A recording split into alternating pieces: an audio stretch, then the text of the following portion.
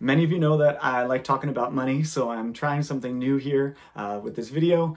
I don't know if it's going to be a one and done or if I'll do more, but we'll see. So this video is with a little tip potentially for teachers. So many teachers will be getting a big paycheck this week for the summer. And I can't tell you how many times I've gotten that big paycheck and felt like a millionaire at the beginning of the summer, but by the end of August, I am completely out of money. I've drained my savings and I'm breaking out a credit card at the grocery store. So one thing you might consider doing to avoid that similar fate, if that sounds like you, is to make yourself virtual paychecks over the summer. That's what I call it, at least. So let's run a scenario. Let's say you get $10,000 this week, and that feels amazing in that checking account.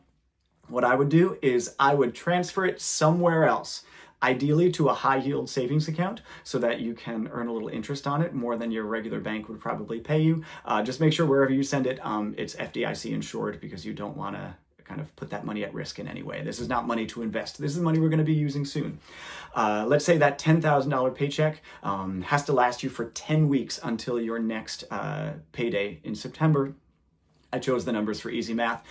What I would do then is I would send that $10,000 off, like I said, and set up an automatic transfer for $1,000 per week back to my regular checking account, basically making a virtual paycheck for myself over the summer. And this would help me in two ways, depending on which way I fall. There are some people who get nervous that they're gonna run out of money and they are hesitant to spend. If that's you, you can spend a little bit more freely because you know you've taken care of the entirety of the summer and you know you have more money coming. You can freely spend that money that's there. You've made a plan. If you're someone who typically has money burning a hole in their pocket and they can't keep it in their account, it will kind of keep you in check a little bit. You get your $1,000 a week and that's it. But you know that you're going to get some more money the following week, so you know you're taken care of for the rest of the summer. One other thing you may consider is if you're someone who either would like to start a savings account or start contributing to a savings account, or maybe you have some savings but you want to add to it. This is a great time to do that, because when else are you going to have this much money sitting in your account? So let's use that same $10,000 example. Maybe you want to start a savings account with $500, or you want to add $500 to your existing savings account. Take that $500 right off the top. As before, high yield savings is great because high yield savings account is great because you'll earn a little more interest than a regular bank. Make sure it's FDIC insured. And one third tip I really recommend, especially if you're someone who tends to pull from their savings when they don't really want to, but it's there, is add some friction to the transfer process. Don't make it a local bank. Make it an online bank where it takes a few days to get your money. If they send you a debit card, maybe you lock it up or you cut it up.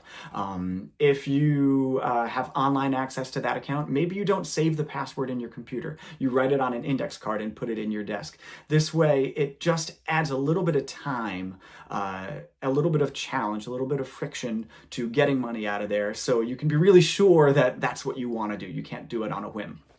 All right, I digress. So now you've taken that $500, you've sent it to that account. What do you have left? You have $9,500. So now that's your summer money. Take that $9,500, send it somewhere else. I'm a big fan of multiple savings accounts. My Capital One account, I have like 20 high yield savings accounts. No, this is not a flex. None of them have a tremendous amount of money in them, but all devoted to different things so that it doesn't all just get mixed up. So now we have $9,500, transferring it over. What do we get now? $950 per week. It's far more likely that you won't miss that $50 per week than you'll randomly have $500 sitting around. But now you're starting the summer potentially with an extra $500 in savings and a plan to make sure that your money lasts for the entire summer. If you have any questions, let me know.